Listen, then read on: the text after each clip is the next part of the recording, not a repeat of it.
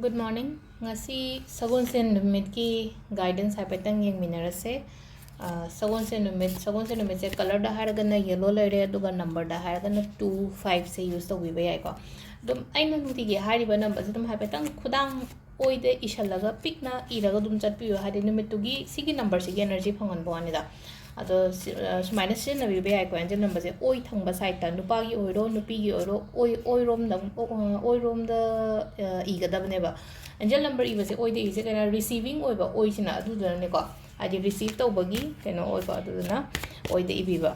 do aham bada card ki message yeng minara se adu ga ai timing haijara ke ko ashige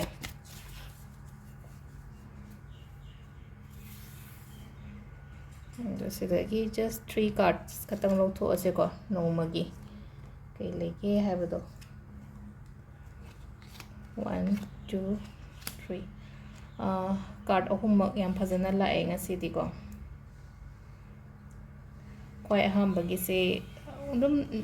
nungai na leibo oi noi ko ngasi se hadi wakhan nungai bani khangde imung manung phajana leimina bini leimina ba adagi kaino relationship oiro natraga tai te sum tawru ba thaba inkhang ngasi gi oina phagani ko aduga ani shuba se so muk keno tawo thajaba thambiyo ko hadi isada adum always thajaba thamo hope thamdraga di yaroina punsi side aduduna sida haise ka hadi hope thamo faith thambiyo faith tham ishor da thajaba thambiyo agida makta phaba soidana lakani ba aduga ahum suba su ko aina khallido chumme haina khanbiba mi ataina keno tor hadi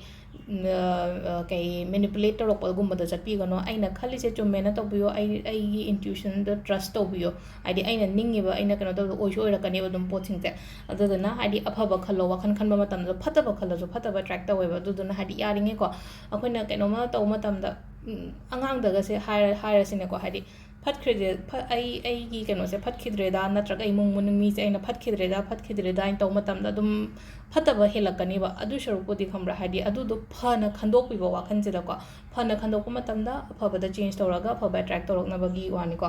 aduga wayam ka hena ngang ko third ki oina araga tikang si se aduga sida ama keno timing se ko timing se pung manga ga minute nipan dagi na taruka minute kuntra taruk paung lere dagi mapan ga minute kuntra ga mari daina pung ani paum lere dagi ahum ga minute kun mapan dagi na nungdangi pung nipan paum lere ko dagi nungdangi na tramathoi ga minute ahum daina baro ga minute kuntra mari paum lere duga nungdang atheng manungal dagi na pung ani ga minute manga dagi na pung manga ga minute nipan pawa si sina khoi gi ngasi gi na golden hours ko ado sida lere khoi gi card ki message se ma'am thank you